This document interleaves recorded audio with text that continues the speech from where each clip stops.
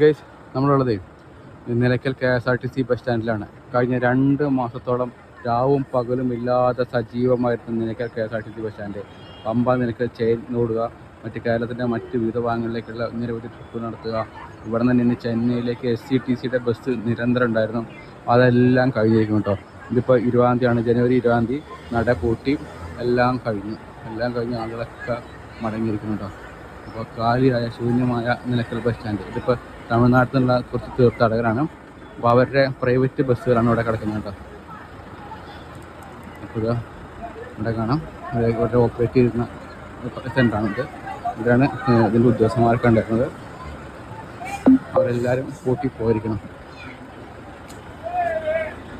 കണ്ടില്ലേ, ഇപ്പോൾ 2 മാസം സജീവമായിരുന്ന ലക്ഷക്കണക്കിന് ജനങ്ങൾ കടന്നുപോയ നിലയ്ക്കൽ KSRTC ബസ് സ്റ്റാൻഡ് അപ്പോൾ എല്ലാം കൂട്ടി ആളുകൾ പോയിരിക്കണം. ഇനി അടുത്ത വർഷം കാണാം. Okay, see U.